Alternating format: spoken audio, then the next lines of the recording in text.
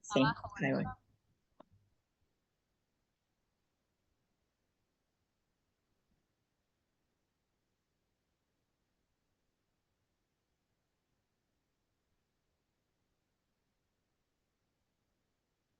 Fíjate habilitar edición. Viste que arriba tenés un cartelito habilitar edición. Primero habilitala, porque si no, no te va a dejar hacer nada. Ok.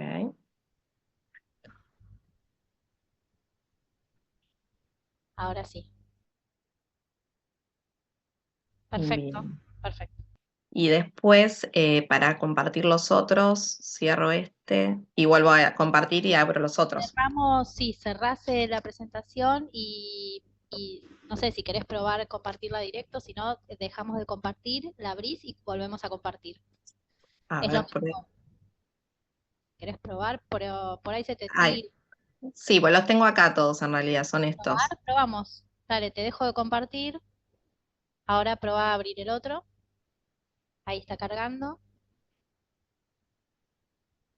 Pero después vos supongo que te desconectás, yo vuelvo acá a compartir y se me habilitan de vuelta y cambio. Así fácil, ¿no? Y listo. Y Sí, cambio el que comparto como ahora. ahora vemos la uno de vuelta. Perfecto. Ahí veo la 2. Acordate Bien. de habilitar, que tenés ahí el Al de deshabilitar. habilitar edición. Bueno, yo comienzo a Bien. grabar Bueno, y listo me des la entonces. bienvenida. Perfecto. Gracias. Recording in progress.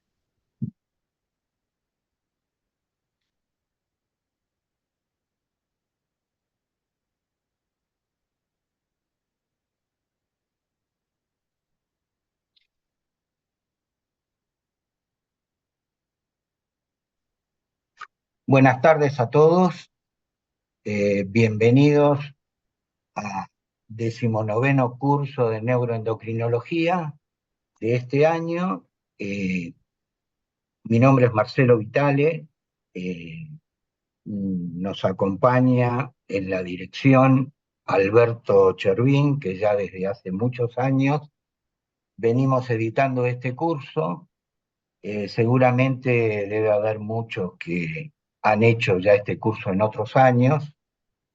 Tenemos la coordinación de Valeria García Roel, a lo cual le agradecemos mucho también, que nos viene ayudando de hace ya más de 10 años. Así que bueno, queremos agradecer en principio a SAEN, a la Sociedad de Endocrinología, por todo el apoyo técnico, el apoyo administrativo, también el agradecimiento a Sanofi, por el cual ha hecho el patrocinio y sostenimiento económico para poder hacer este curso, especialmente para que los socios no tengan, digamos, aranceles. Y aprovecho para invitar a aquellos que no son socios a que se asocien. A mí me toca hoy, por ser presidente de SAEM, un poco hacer el marketing de que se asocien para tratar de tener todos los beneficios que hoy nos brinda la sociedad. Y un poco algunas consideraciones respecto al desarrollo del curso. Pero antes, bueno, quiero darle la palabra a Alberto, así que adelante, Alberto. Bueno, buenas tardes. Perdón, ¿se escucha? Sí.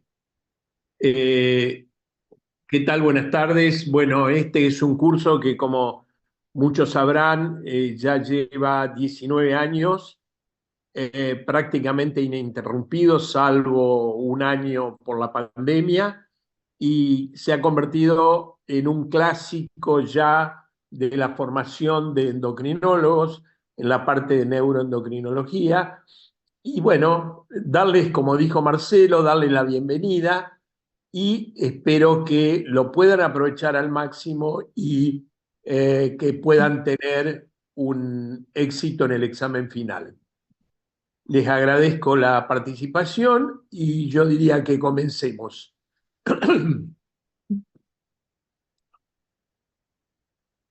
Bueno, buenas tardes, yo soy Valeria, como me presentaron recién, estoy con algunos problemas técnicos, así que denme un segundo que no puedo pasar las diapositivas, así lo soluciono.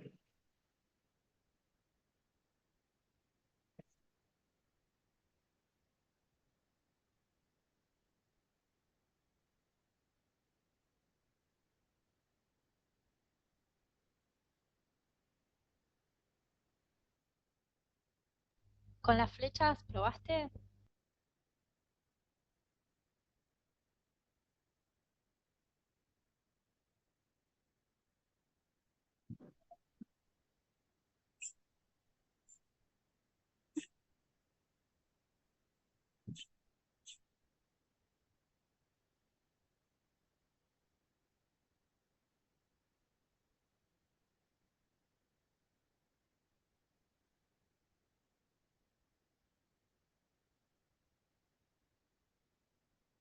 O puede hacer clic en la pantalla, Doc, y después ahí empieza a responder.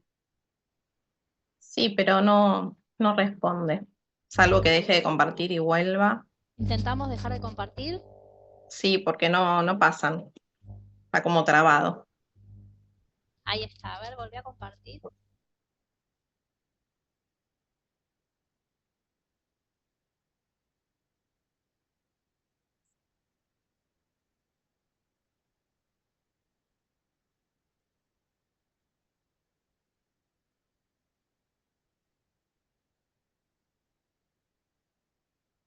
Bueno, ahí pasa, yo Ahí no los pasó. veo, digamos, pero bueno, no importa. Veo las diapositivas, no nos veo a nosotros. Se ve la diapositiva. Yo tengo la cámara puesta. Sí, sí, te vemos la cara, un poquito oscura, pero te vemos. Bueno, no se pierdan de mucho, no importa. Mientras me escuchen, estamos bien. Entonces empezamos. ¿Se escucha bien? Se escucha bien. Todo Perfecto. bien. Muy bien. Bueno, gracias, Ceci.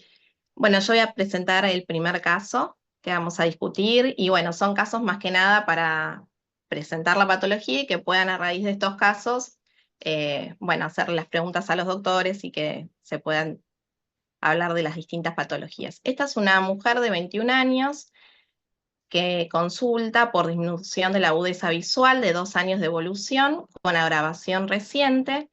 Tenía antecedentes de menarca a los 12 años, amenorrea secundaria de 6 años de evolución, no usaba anticonceptivos, no tenía antecedentes de gestas, no se había realizado cirugías y había aumentado de peso en los últimos 5 años. Con respecto a esto que les presenté, ¿qué diagnósticos presuntivos podríamos tener? ¿Qué estudios pedirían para empezar en una paciente que se presenta así en una primer consulta?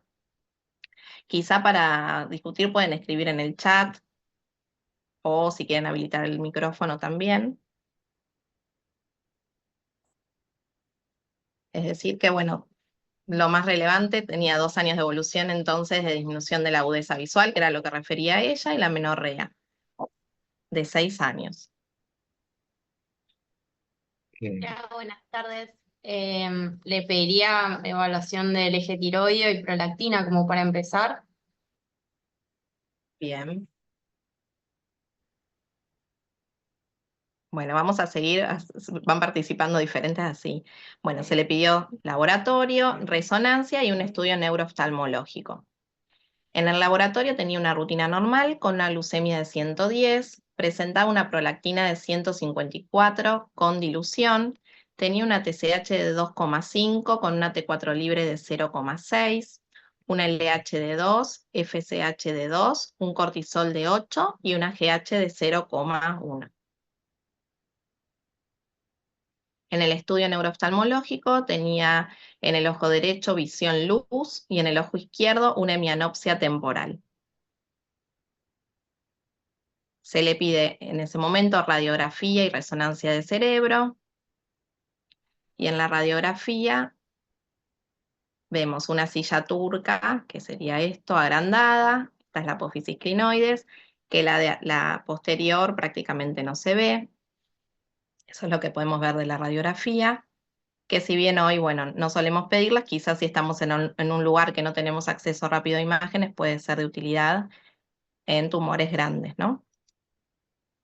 Bueno, y en la resonancia nos encontramos con esta masa tumoral que, como ven, bueno, es bastante grande, comprimen y se ve lo que sería el quiasma. El quiasma invade los senos cavernosos.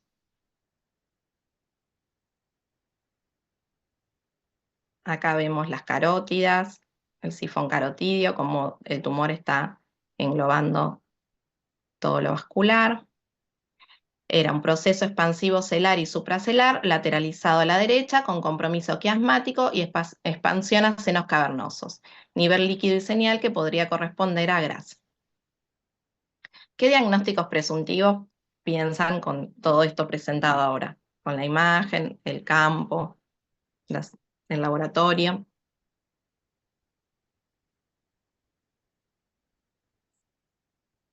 Bien, yo diría que vayan planteando por el chat para tener una idea general de lo que piensan, lo que sospechan frente a la presentación de un caso con estas características.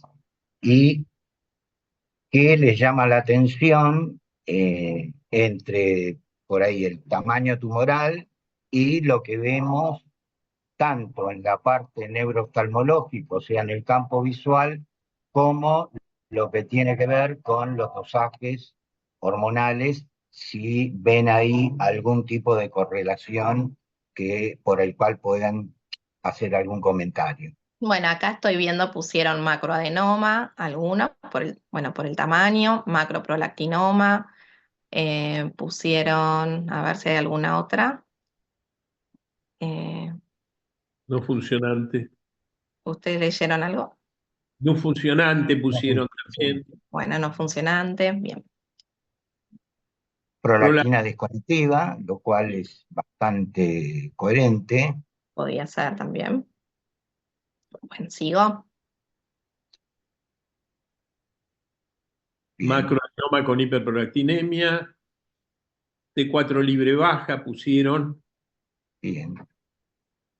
O sea que estamos en presencia de un tumor de la región hipotálamo hipofisaria que nos está dando un impacto sobre el campo visual por el gran crecimiento supracelular y por el otro lado una disminución de las funciones de las distintas trofinas por el mismo impacto tumoral y además una prolactina que está en un valor, si bien elevado, pero para un tamaño tumoral de las características que estamos viendo, uno esperaría quizás un nivel de prolactina más elevado para lo que sería un prolactinoma, y quizás para una desconectiva está más ajustado, si bien las desconectivas siempre rondan alrededor de los 100 nanogramos, a veces puede haber casos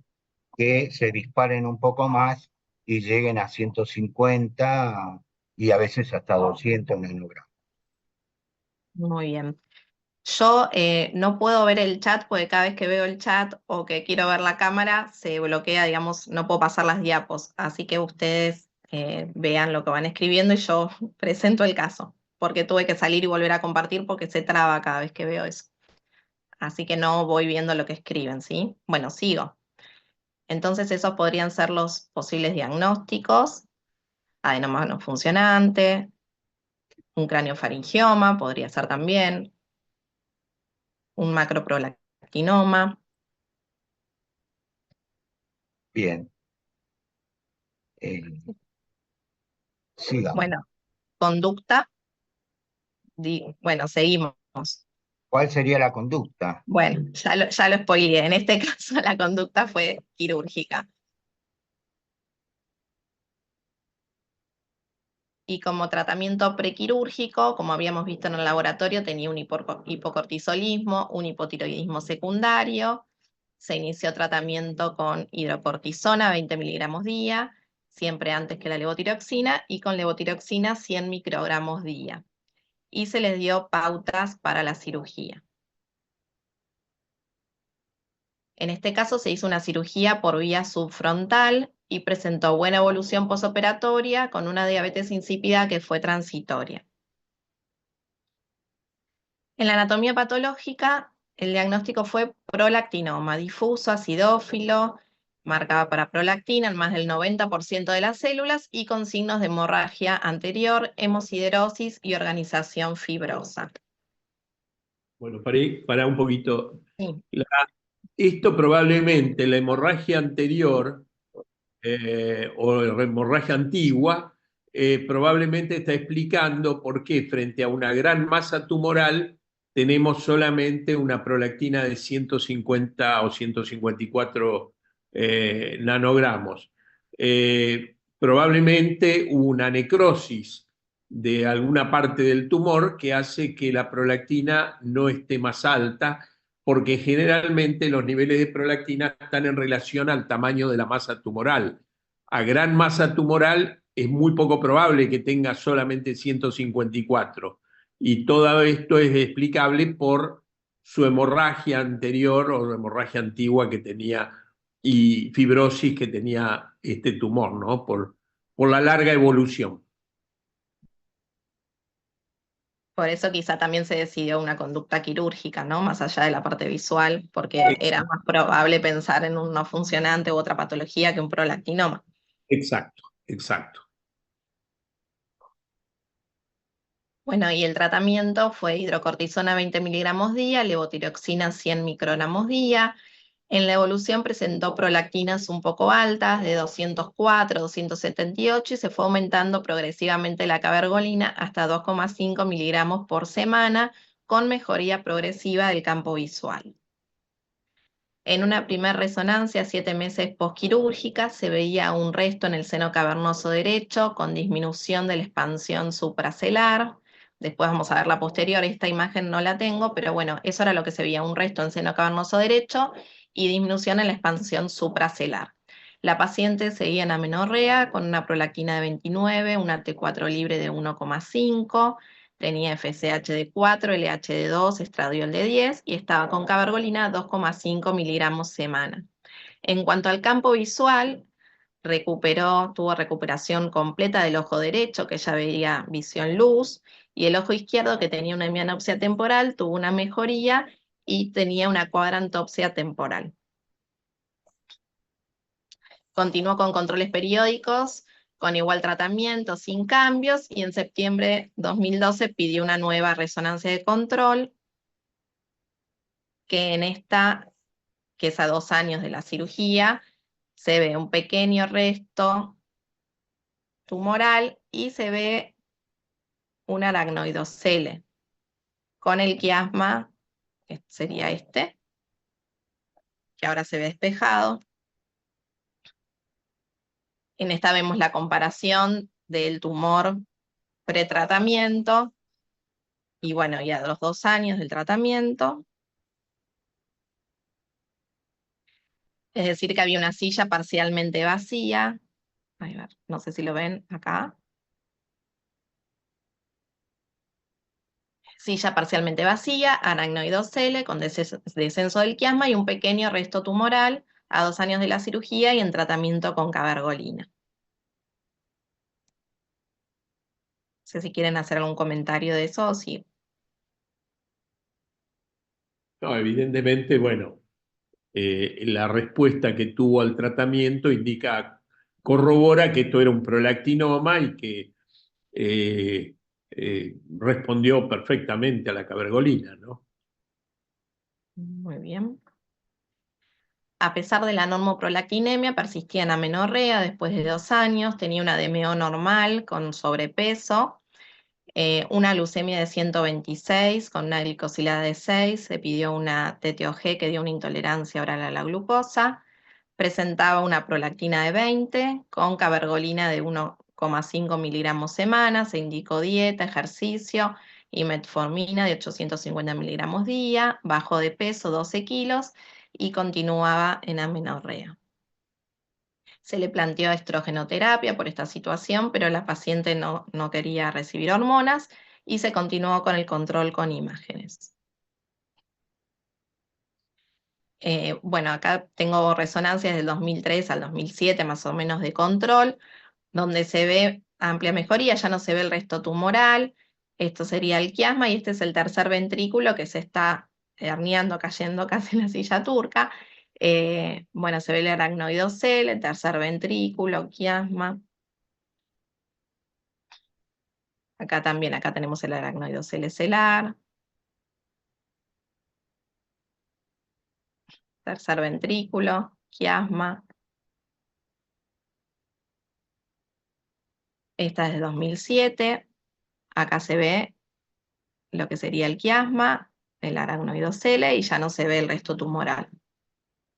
Bueno, es decir que informaba la del 2007, una silla turca vacía con un quiasma descendido. Estas son las imágenes comparativas, bueno, del tumor inicial. Los primeros donde se veía un restito y las últimas donde ya no se veía resto tumoral. ¿Algún comentario? Bueno, lo interesante de esto es que en principio la cirugía hizo su parte positiva en que inmediatamente mejoró la parte visual. Es decir, que la indicación quirúrgica era innegablemente un camino. Quizás hoy uno se plantearía tratamiento farmacológico, tratamiento con cabergolina, pero en ese momento la idea fue descomprimir lo antes posible para que no exista la posibilidad de una mayor pérdida visual y quizás muy poca recuperación. Y luego el resto que uno fue viendo, de ese resto inoperable que quedó dentro del seno cavernoso, porque es imposible resecar el seno cavernoso, fue, digamos, disminuyendo con la utilización de la cabergolina en una dosis moderada, si bien supera los 2 miligramos en algún momento y habla de cierta resistencia, pero de todas formas esa dosis después fue disminuyendo y se fueron acomodando todo lo que es la parte de secreción de gonadotrofina. Hay una pregunta ahí si esta insuficiencia gonadotrófica quedó permanente, que ya se presentó al inicio. No, hubo una recuperación. Quiere decir que la potencialidad que a veces tiene la glándula remanente, a pesar de un enorme tumor que uno pensaría que destruyó toda la glándula hipofisaria, en realidad quedó un resto activo que fue capaz de ir normalizándose a través del tiempo. Esto, digamos, lleva un poco a veces a la reflexión que en el caso de los prolactinomas uno debería esperar a normalizar la prolactina, quizá una reducción del tamaño, y la glándula por ahí recupera funcionalidad. En el caso del varón se recuperan los niveles de testosterona. De esa manera uno tiene que ser un poco a veces prudente en hacer reemplazos inmediatos. Obviamente que sí, y muy importante es el caso del eje tiroideo y mucho más el eje adrenal, que pueden comprometer la vida. Entonces, en ese sentido, uno tiene que actuar realmente en forma firme.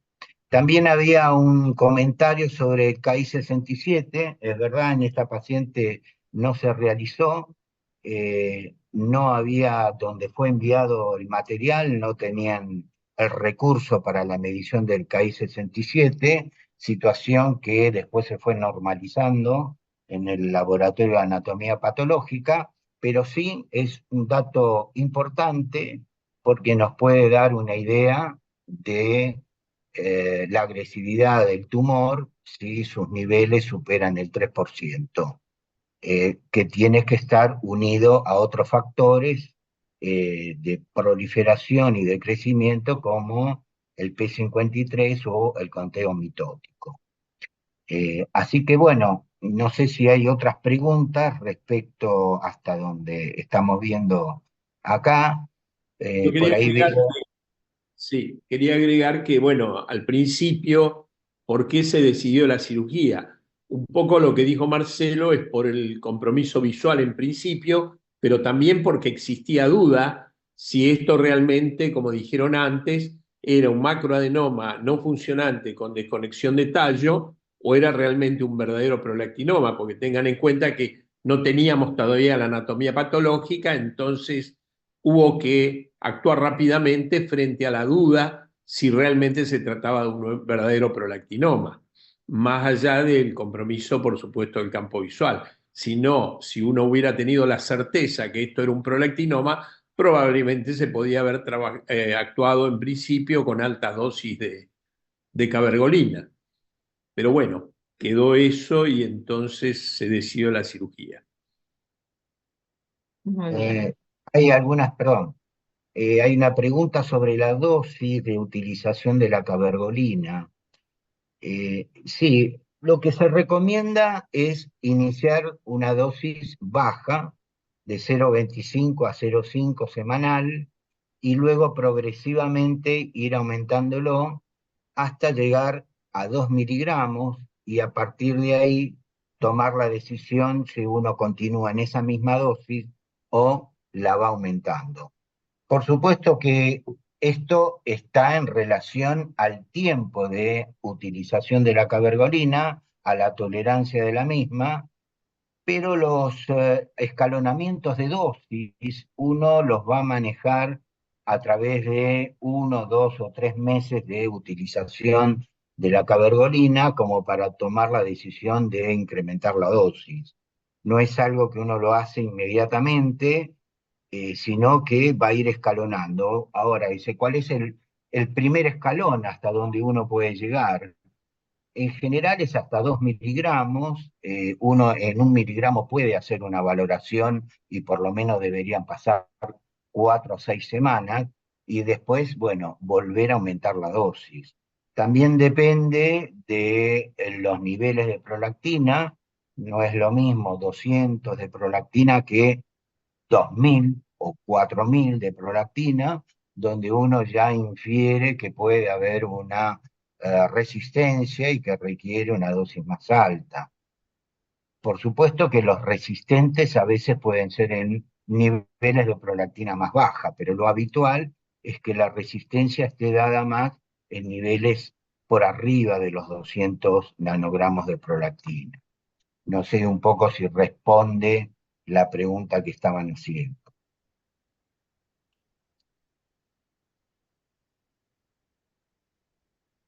También hay una pregunta sobre la utilización de anticonceptivos y yo creo que esto está relatado en los slides, ¿no vale?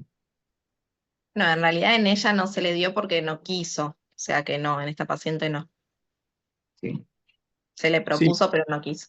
Capaz lo que preguntan es en estos casos si se puede dar o no se puede dar. claro. Yo, digamos, la recomendación es cuando tenemos niveles tan altos de prolactina, un macroadenoma, no es lo mismo que la presencia de un microadenoma. Por ahí, en el caso de un macroadenoma con niveles muy altos de prolactina, yo recomendaría esperar con los anticonceptivos, porque ustedes saben que los anticonceptivos pueden, a su vez, aumentar prolactina, aunque los anticonceptivos más modernos tienen menos niveles de estrógeno y pueden no ser influir tanto sobre la prolactina. Sin embargo, en un adenoma, sobre todo al inicio del tratamiento, cuando todavía no conocemos la respuesta, yo debería ser cautos con el uso de anticonceptivos en ese momento. Claro, a ella se le planteó después ya de 2 años que ya la prolactina estaba baja, ya había mucha reducción tumoral, pero que ella seguía sin menstruar y estaba en amenorrea, pero bueno, la paciente se negó en este caso, pero se le podría haber dado. Se podía. Bueno, 2010 restablece los ciclos menstruales, tenía ciclos regulares, en ese momento con prolactinas normales se había suspendido la cabergolina. Y después, 8 años más tarde, comenzó con irregularidad menstrual, con una prolactina de 108 y en ese momento se reinició la cabergolina. En los últimos controles de campo visual del 2024 tenemos en el ojo derecho un campo normal y el ojo izquierdo persiste la cuadrantopsia temporal superior Y con respecto a la resonancia, no hubieron cambios hasta la actualidad y continúa con el aracnoidocele celar. Bueno, continúa en control hasta la actualidad, 24 años ya desde la cirugía, tiene 45 años, vive en el interior, actualmente está con cabergolina 0,5 miligramos semana, con una prolactina de 18 de marzo de este año, con ciclos regulares, y el tratamiento, bueno, que tiene hoy es la cabergolina, como decía recién, de 0,5 por semana, hidrocortisona 15 miligramos día, levotiroxina 125 microgramos día, metformina de 1 gramo día, que con eso está con la glucemia normal y normopeso.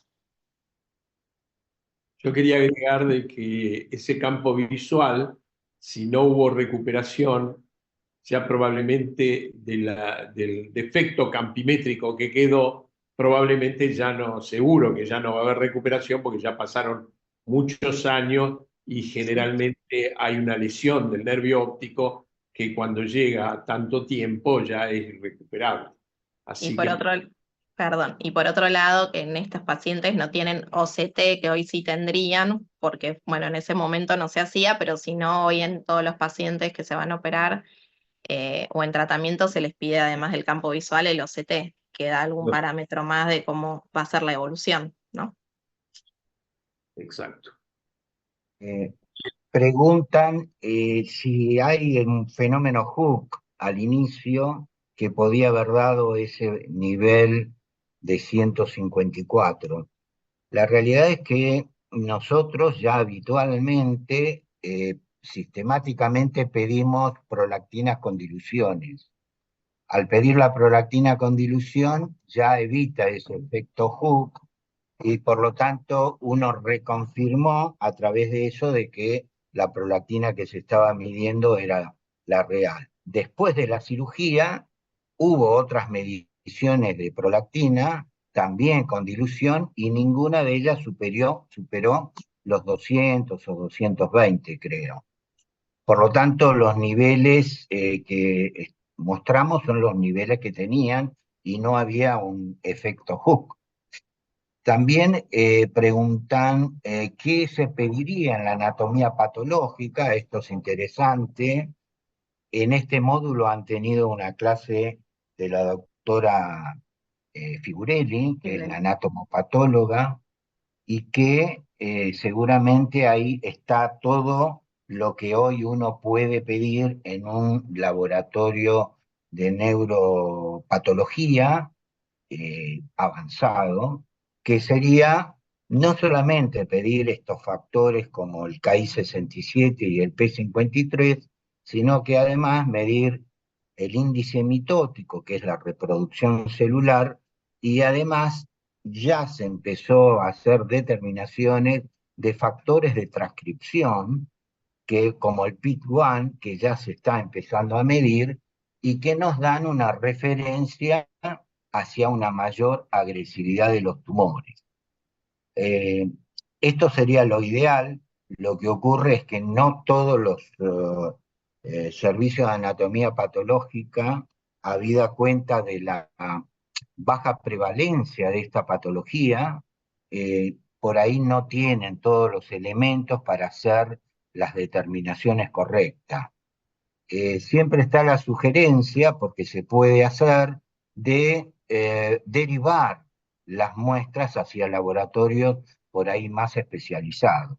Esto es algo factible.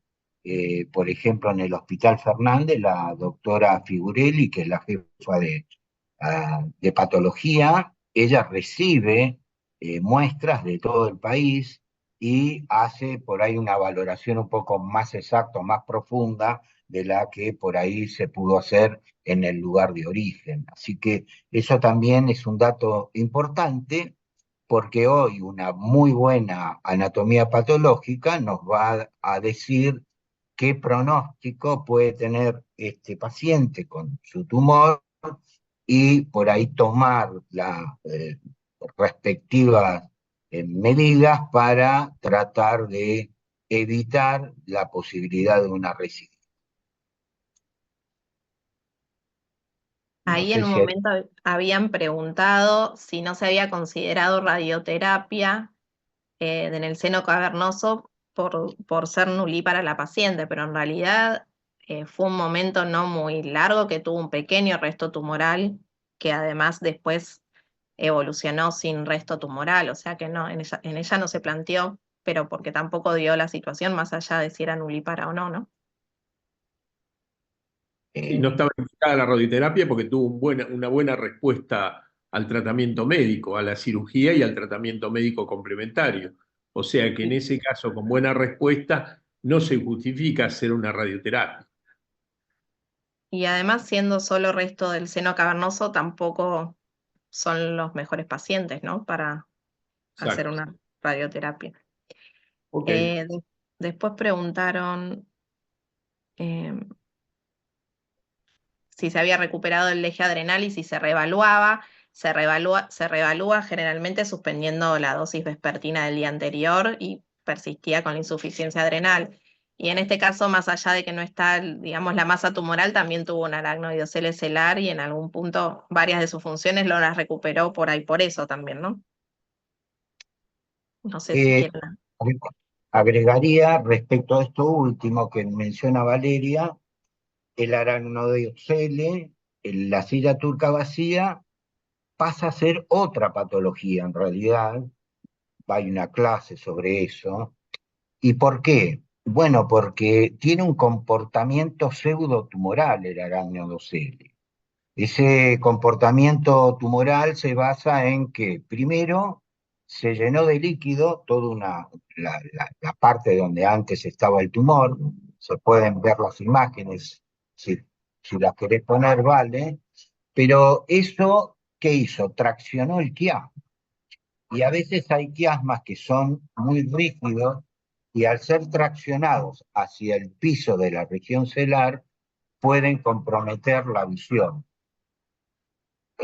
¿A dónde vamos con esto? Bueno, si bien va muy bien en el tema de su resto tumoral, que prácticamente está totalmente controlado, pero uno debe seguir controlándola con campos visuales por el hecho de esto que estoy comentando del aracnodocele que ha traccionado, en este caso, al quiasma y que puede comprometer la visión, ya no por el tumor, sino por el mismo aracnodocele. Además, el aracnodocele en la evolución puede también generar pérdida de funciones sobre la hipófisis funcionante.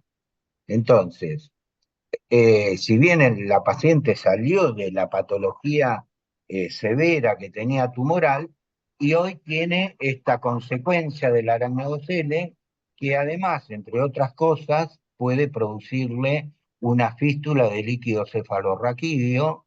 ¿Por qué? Porque como este tumor era un tumor muy grande, el piso de la silla turca quedó muy alterado, quedó muy afinado, muy endeble, y la presión del líquido cefalorraquídeo, que no solo tiene toda la presión del líquido cefalorraquídeo del sistema nervioso, sino que además tiene la pulsión de las carótidas, que es como una pequeña ola que se produce dentro del sistema, digamos, del líquido cefalorraquídeo, y estos dos elementos a veces son mucho más activos que la propia presión del tumor, y puede generar en la base de la hipófisis o de la silla turca una pequeña fístula y tener una rinorragia. Por lo tanto, estos pacientes van a quedar en control permanentemente, sea por el tema quiasmático, sea por la posibilidad de que hagan una fístula, sea porque se genere una insuficiencia progresiva por efecto de la aranocele. Sigue siendo un paciente que hay que seguir controlando. O sea, el tema no se terminó solamente porque hemos controlado, por suerte para el paciente, el tamaño tumoral, los niveles de prolactina, sino por todo lo demás que puede seguir en consecuencia. No sé si hay alguna otra pregunta.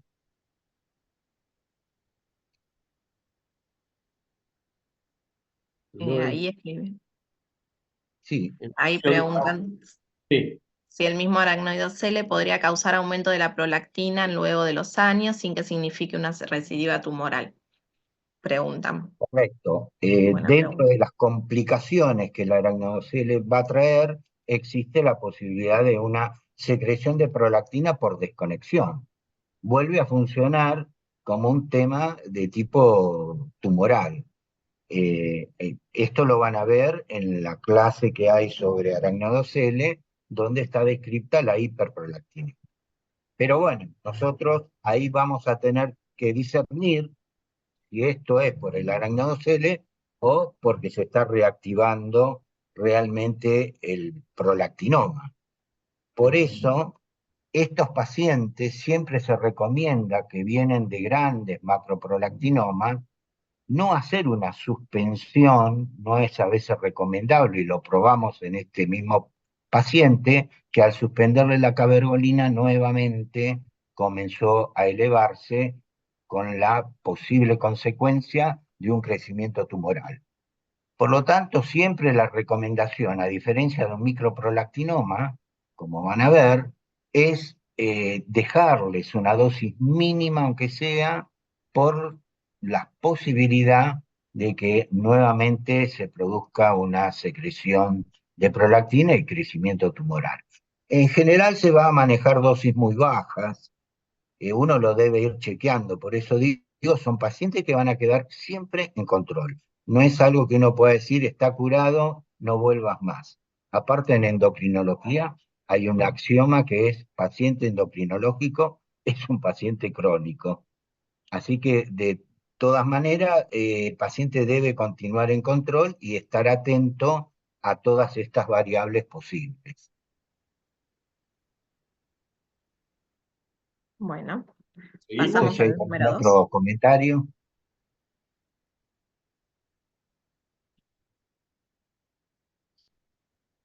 Presentamos el otro paciente. Sí. ¿Se escucha? Se escucha, se escucha. Ah, bueno, empezamos. Bueno, el siguiente paciente es un varón de 38 años, de Salta. Su motivo de consulta fue disminución de la visión del ojo izquierdo de 6 meses de evolución. Tenía cefalea también de meses de evolución, decaimiento general, anorexia, apatía, caída del vello corporal y axilar, y también presentaba disminución de la libido. Sospecha diagnóstica.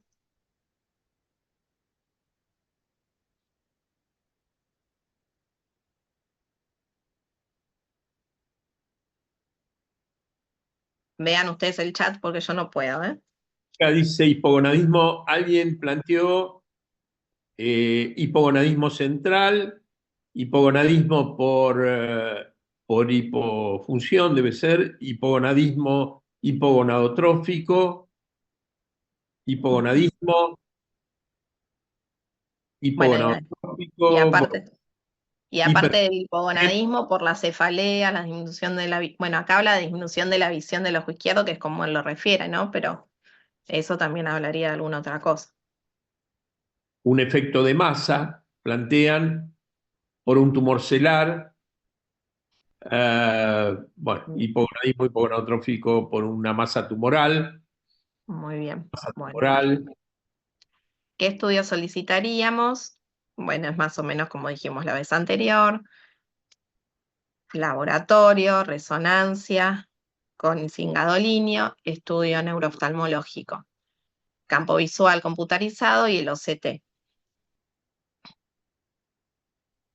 Bueno, y en este caso el paciente también presentó una masa que acintaba el quiasma, no sé si se llega a ver, pero bueno, ahí comprime el quiasma, también afecta a los senos cavernosos. En este perfil, no sé si llegan a ver que hay como si fuese un nivel, que hay una zona que podría ser una hemorragia, podría ser quiste, pero generalmente cuando está más marcado habla más de hemorragia. Eso es en un T1, y en un T2 ahí está el ese nivel. líquido se ve bien brillante. el nivel bien brillante de sangre, o sea, un tumor que ustedes vean que el nivel que había sangrado. Y lo informan como un tumor celular supracelular heterogéneo de gran tamaño, 44 por 33 por 44, con componente quístico hemorrágico. Llama la atención el aspecto geométrico, lineal, situación que en biología es muy rara, y esto es exclusivamente por una cuestión de la posición del paciente al hacerse la resonancia, la ubicación de los líquidos, digamos, acompaña la posición del paciente, y esto es por estar acostado, y entonces se ha formado esta línea. Si el paciente hubiese hecho esta resonancia suponiendo parado, seguramente esto hubiese descendido. Esto es simplemente por la ubicación del movimiento de líquido que hay dentro de ese tumor. Por eso se habla entre lo quístico, hemorrágico, por el movimiento que tiene.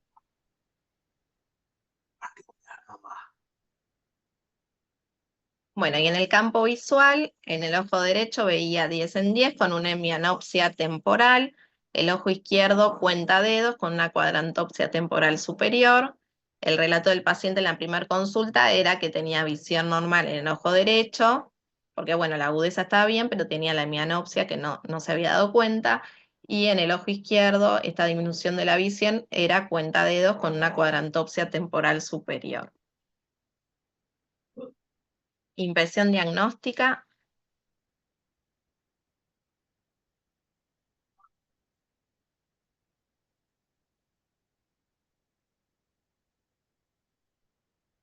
Entre que no veo y no leo, me siento bastante sola. Ustedes vayan viendo si dicen algo. Tratando de leer, digamos, lo que están Macroadenoma preguntando. hipofisario, macroadenoma no funcionante, macroadenoma,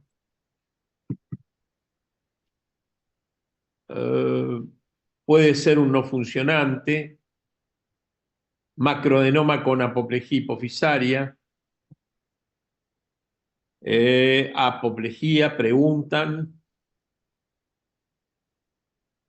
Bueno, en este caso tenía cefalea que venía de meses de evolución, ¿no?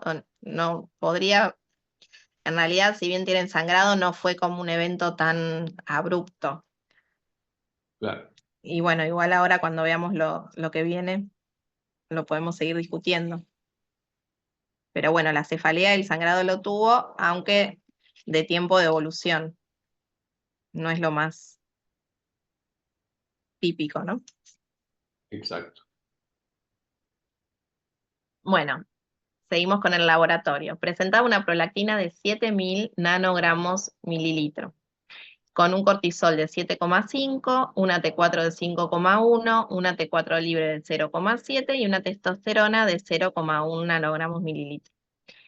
Bueno, por un lado, Eh, ustedes vean que, perdón, sí, vale, sí. lo que indica acá un hipotiroidismo central fundamentalmente es la T4 libre. El diagnóstico lo hace la T4 libre, que más que la T4, que acá podría ser una T4 normal baja, pero fundamentalmente la T4 libre. Y lo que habían marcado ustedes, la caída de la testosterona, justificaba la pérdida de vello corporal y todos los signos de hipogonadismo que el paciente tenía. Y por otro lado, bueno, esa prolactina que está indicando fundamentalmente un prolactinoma, ¿no? O sea que esto se trata de un macroprolactinoma con insuficiencia prácticamente de todos los ejes hipofisarios.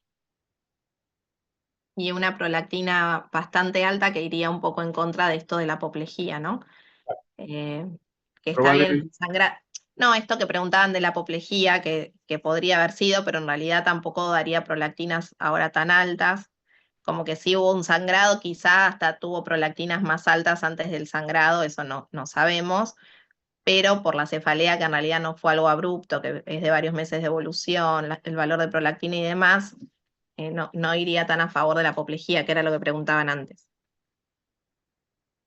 Ok.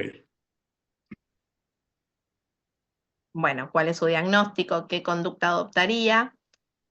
Bueno, el diagnóstico medio ya está dado. ¿Y qué conducta adoptarían? A ver.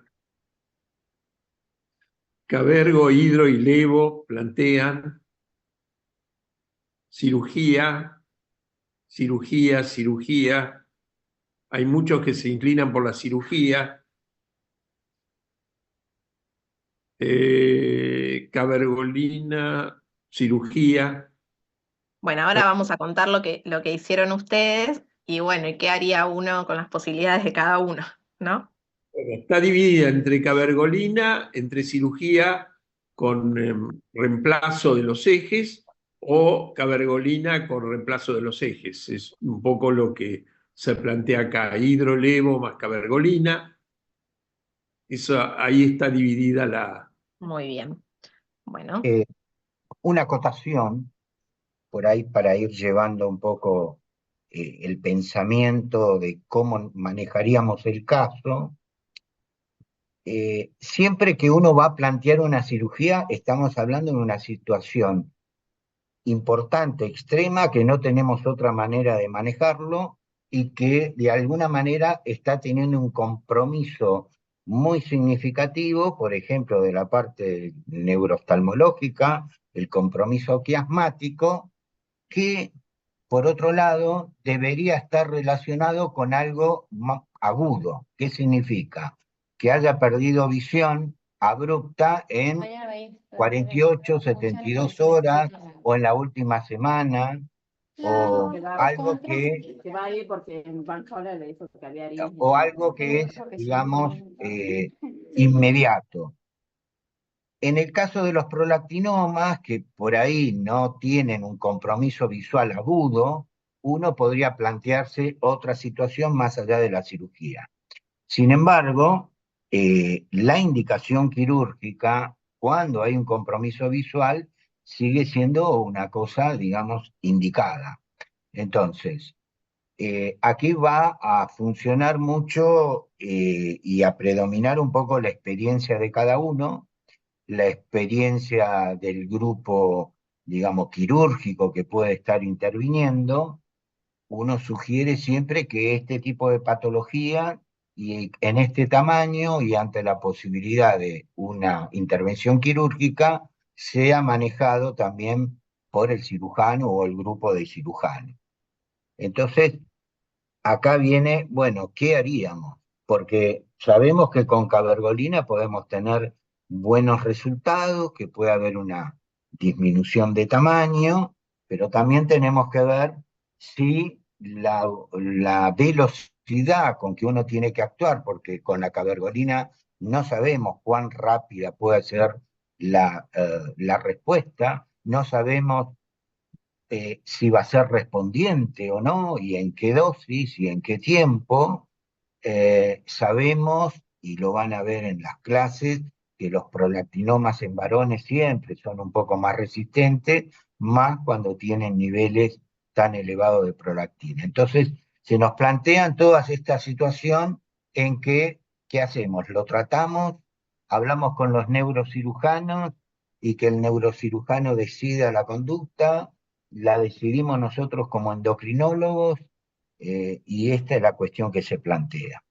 Yo quiero agregar que esto también depende del dónde esto, el medio donde uno trate este paciente, porque un paciente de esta característica probablemente es rápidamente derivado al cirujano y el cirujano no va a tener duda, el cirujano va a operar y después va a preguntar. O sea que la diferencia es que probablemente lo que nosotros siempre marcamos es que estas patologías deben ser tratadas digamos, entre todas las especialidades, tanto el endocrinólogo, el cirujano, los oftalmólogos, etcétera. Es que tiene que ser un tratamiento multidisciplinario.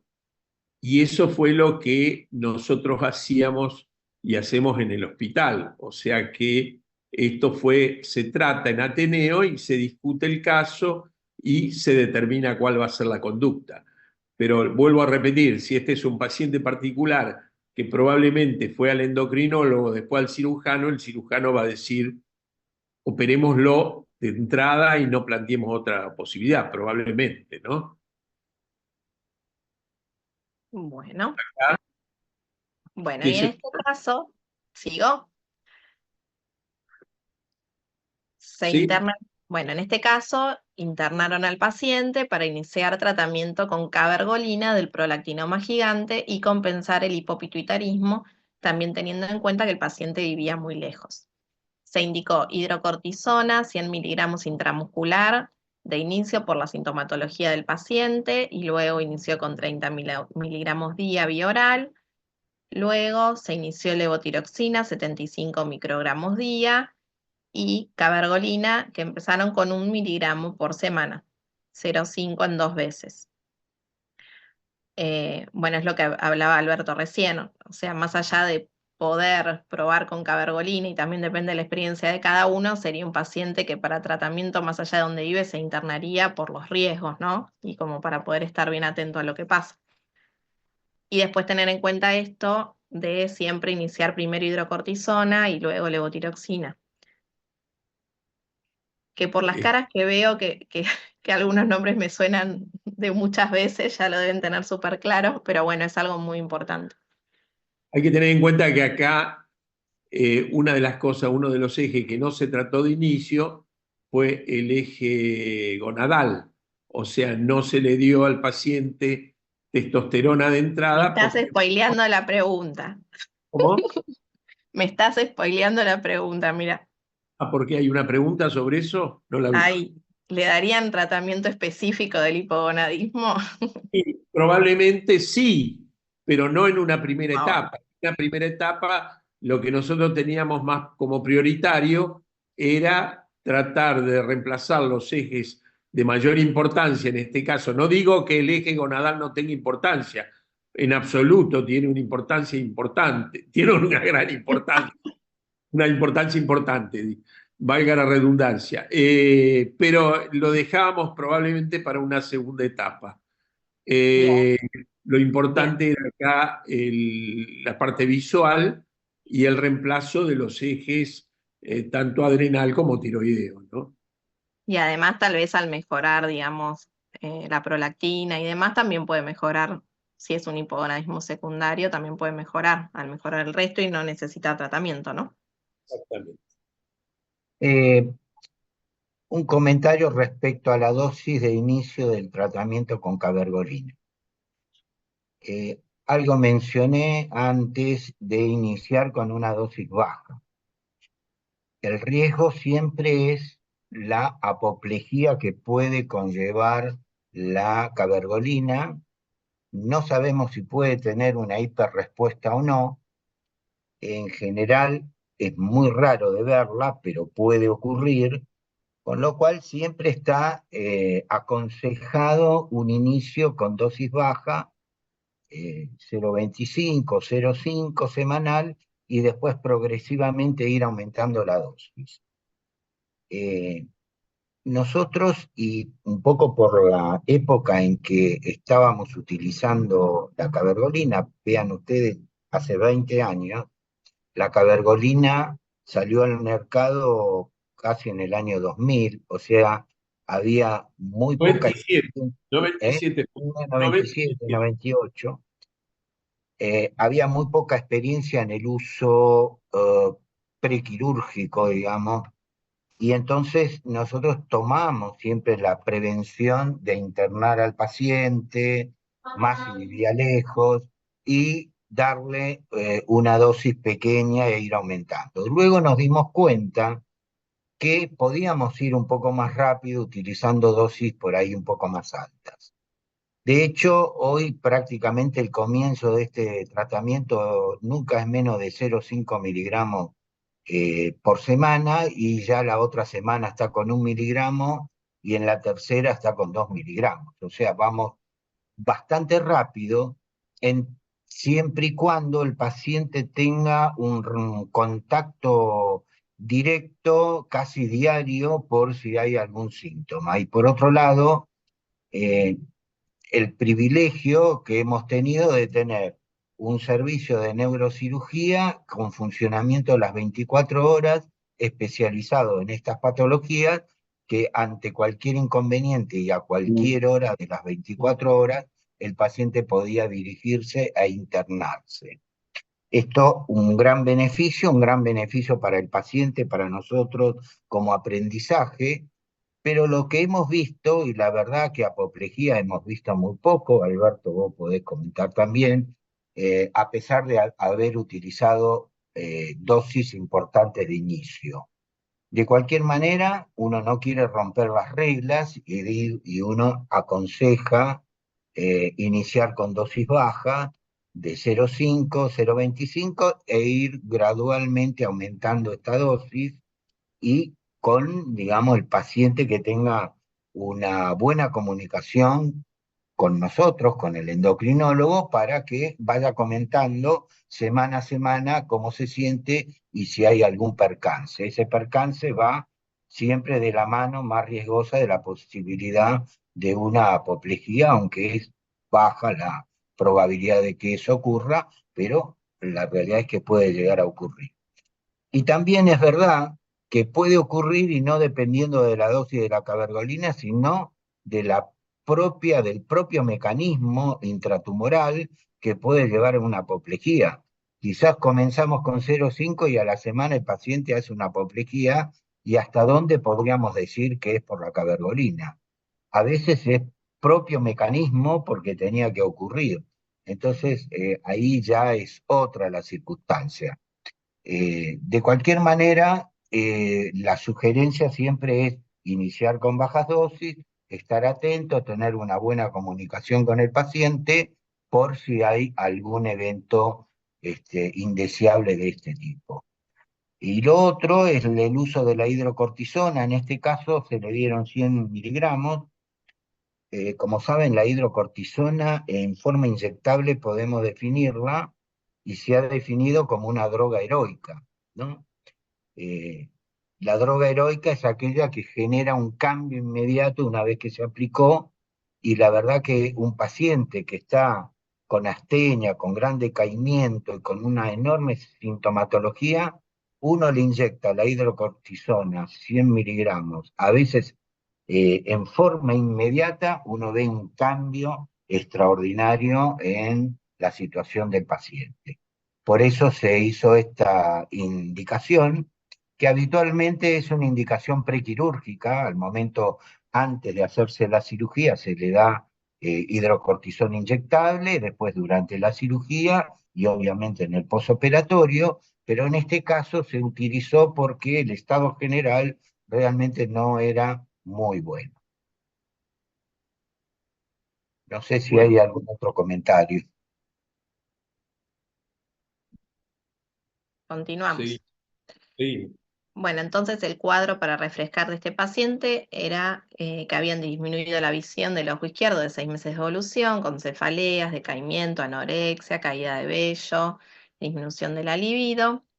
A los 2 meses de tratamiento con cabergolina, con aumento progresivo de dosis, presentaba una prolactina de 19,4, una T4 libre de 1, con cabergolina 3 miligramos semana, levotiroxina 75 microgramos día e hidro 20 miligramos día.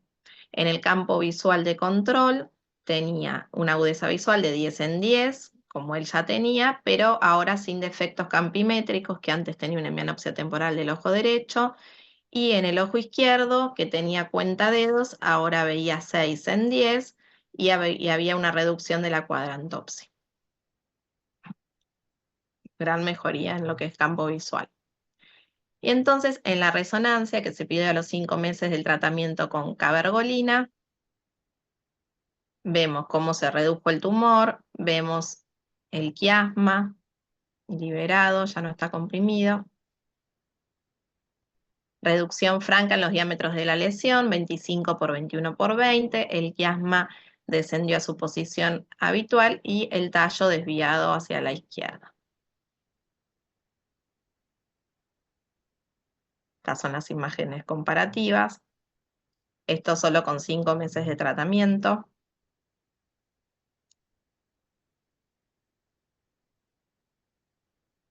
Al año de inicio del tratamiento, por persistir con el hipogonadismo, se inicia tratamiento con testovirón 250 miligramos mes intramuscular. En noviembre del 2005 tenía una prolactina de 6,4 y una T4 libre de 0,89, y en la resonancia se veía un aracnoidocele parcial y no se observaba ya el adenoma. A 18 meses de tratamiento, el paciente tenía una prolactina de 7 con una T4 libre de 0,74, una testo de 1,6. Se reduce la cabergolina a 2 miligramos por semana y se aumenta la levo a 88 microgramos día. Continúa con los 20 de hidro y con el testovirón ampolla. Mantiene valores de prolactina normales, siempre con cabergolina. Tuvo valores de 5,9, 13,6, de 7. Se fue disminuyendo progresivamente la dosis de cabergolina hasta 1 miligramo por semana.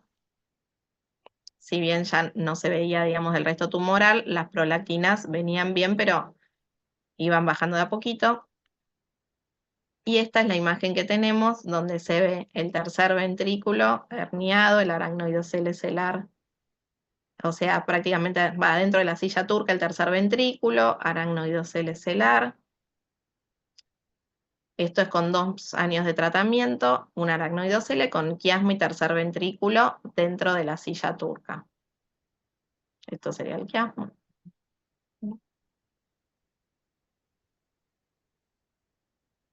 Bueno, esto sería el aracnoidocele. Todo esto es del tercer ventrículo. O sea, ha introducido el tercer ventrículo dentro de la silla turca, ¿no? Sí, y esta es la comparación.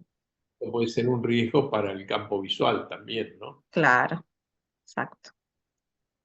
Bueno, acá había una pregunta: ¿cuánto tiempo se mantendría el tratamiento? Y los efectos adversos de la cabergolina, no alcanzo a terminar de leer, a ver si alguien lo lee bien. Bueno, fundamentalmente el tema de cuánto tiempo. En general se recomienda, y ustedes lo van a ver en la charla después, se recomienda que el tratamiento con cabergolina no sea inferior a los 2 años. Esto se ha visto porque si el tiempo es inferior, las posibilidades recidivas de la hiperprolactinemia son mayores cuando el tratamiento es es un corto tratamiento. En general, se espera por lo menos 2 años de tratamiento. El tema es que acá no era un microadenoma, esto era un gran macroadenoma, y es probable que si uno interrumpiera el tratamiento totalmente, las probabilidades de recidiva de la hiperprolactinemia sean mayores. Entonces, uno podría llegar a mantener el tratamiento aún con dosis baja, tratando de evitar una hiperprolactinemia posterior, aunque acá hay que tener en cuenta también que el aracnoidocele importante que se produjo y el descenso del tercer ventrículo. Esto indicaría que la dosis de cabergolina que uno utilizaría en general trataría de ser lo más baja posible, no mayor de 0,5 a 1 miligramo como mucho de cabergolina. Y por supuesto ir chequeando permanentemente a este paciente en cuanto al campo visual para ver que no haya un deterioro, por un lado, del campo visual y por otro lado una fístula de líquido cefalorraquídeo, o sea, una pérdida de líquido cefalorraquídeo a través por la nariz. Eso haría que el control de este paciente sea bastante estricto, ¿no? No sé si algún comentario, alguna pregunta. Sí, preguntas hay varias que van desde el uso de la cabergolina con todos sus efectos secundarios. Uno de ellos, como sabemos, tiene algún fenómeno sobre la cuestión psíquica, psiquiátrica del paciente. Se han descrito casos de intentos de suicidio y entonces, bueno, plantean qué hay que hacer en ese caso, que hay que suspender la cabergolina, o en casos, por ejemplo, de la utilización de cabergolina en altas dosis en forma crónica y por un largo periodo, como ha sido estos casos que estamos viendo, ¿qué pasa con su parte cardiovascular? Habida cuenta que uno de los efectos es a veces la fibrosis que se produce en las válvulas cardíacas. Bueno, respecto a la parte psiquiátrica, ahí en principio tiene que haber un correcto diagnóstico, porque si nosotros nos vemos obligados a suspender la cabergolina como único o más importante elemento de tratamiento, solo nos quedaría lo quirúrgico o la radioterapia o alguna otra opción. O sea que lo ideal sería el mantenimiento y quizás la parte de alteración de personalidad y demás debería manejarse en conjunto con la asistencia psiquiátrica. Si no hay otra posibilidad, bueno, corresponderá a la suspensión de la misma y seguir con las otras alternativas. En cuanto a la parte de impacto sobre las válvulas, siempre se recomienda que una vez que uno va a iniciar un tratamiento con cabergolina, hoy en día se debe hacer una correcta valoración cardiovascular del paciente. Mínimamente lo que le debemos hacer es un ecodoppler con un ecocardiograma y evaluar el funcionamiento de las válvulas, siempre antes de inicio del tratamiento. Y hacerlo eso a los 6 meses de iniciado el tratamiento, al año, y ya después sería en forma anual. De manera que si uno pesquisa alguna alteración, esto manejarlo con el cardiólogo y ver la opción o no de la suspensión de la cabergolina. Quiero agregar, perdón. Sí, adelante. No, quería agregar que generalmente hoy se postula que si el paciente va a recibir dosis altas de cabergolina, o sea, por encima de 3 para arriba de miligramos por semana, el ecocardiograma debería ser cada 6 meses. Y dejar un ecocardiograma para cada año en caso de dosis menores, o sea, de dosis por debajo de 3 o de 2 miligramos por semana. Bueno, simplemente un agregado de... Sí. También plantean el tema de cada cuánto hay que hacerle resonancia o campos visuales. Bueno, es obvio que uno, para saber qué va pasando a nivel tumoral, uno tiene que ir haciendo los controles. Al principio, a nosotros lo que más nos interesa es la recuperación visual. Entonces vamos a estar muy atentos, primero, a controlar el nivel de prolactina y segundo, a ver que el campo visual no esté empeorando, todo lo contrario, o está igual o que esté mejor, y finalmente después someter al paciente a una resonancia. Digo someter por el tema de que no es una radiografía, es un estudio que requiere estar introducido, es decir, tiene cierta agresividad el uso de la resonancia como para hacer una resonancia cada 3 meses. Por ejemplo, sería óptimo, pero todavía no tenemos una tecnología de fácil acceso, rápido, con lo cual uno habitualmente como máximo hace resonancias cada 6 meses, a veces cada 4 meses, dependiendo de la severidad y la necesidad de hacer este tipo de estudio. Nos manejamos con campo visual, que es más fácil de hacerlo, con la OCT y con los dosajes hormonales, digamos que eso desde lo práctico. Y si vemos que hay algo que no está bien, ahí pediríamos entonces una resonancia de control. Y siempre la alerta va a estar dado por el marcador tumoral por excelencia en un prolactinoma que es la prolactina y por el campo visual. Estos dos elementos nos van a llevar a si vamos a pedir o no una resonancia y cómo está evolucionando el paciente. Otra cosa que agregaría, Marcelo, y que probablemente nunca le hemos dado demasiada trascendencia a nosotros, porque le hemos dado más importancia a la parte visual o de los otros ejes, es el tema del efecto de tanto de la prolactina como del hipogonadismo sobre el hueso.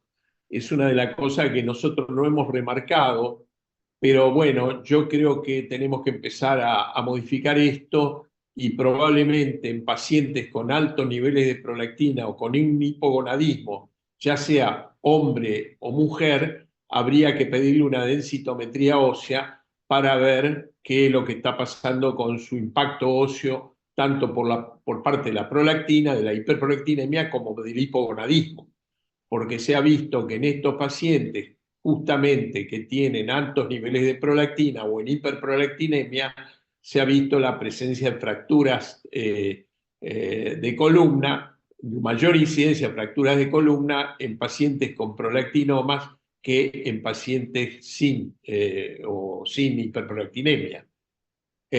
Sobre todo porque tanto que la prolactina tendría mayor impacto sobre el hueso trabecular que sobre el hueso cortical, fundamentalmente con fracturas a nivel de columna más que fracturas a nivel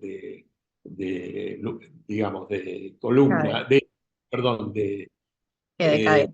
cadera, de cadera, mayores de columna que de cadera. Entonces yo pediría en estos pacientes también la posibilidad de realizar una densitometría ósea. En el caso que presentamos primero, le habíamos pedido, ya éramos unos adelantados, en una chica joven, que no tenía en ese momento, tendría 38 años por ahí.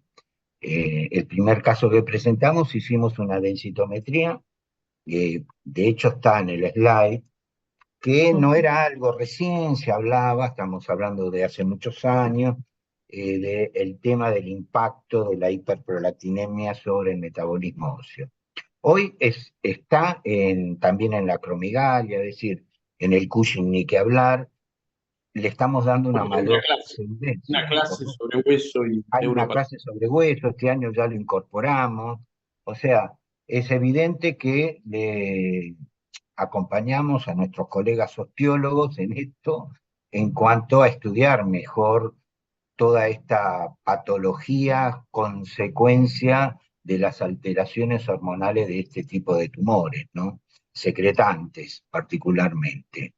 Y yo creo que el hipogonadismo debe ser un poco el núcleo central y quizá mayor disparador de este trastorno óseo a través del tiempo. Ok. Bueno, y el Seguimos. campo visual, entonces veníamos de esta imagen, que llegamos al aracnoidocele celar, y en el campo visual de control a los 2 años veía 10 en 10, no tenía defectos campimétricos, ojo izquierdo 6 en 10 con reducción de la cuadrantopsia temporal izquierda y persistía la mínima cuadrantopsia. El tratamiento, levotiroxina 88 microgramos día, hidrocortisona 20 miligramos, testosterona mensual 250 miligramos y cabergolina 1 miligramo semana.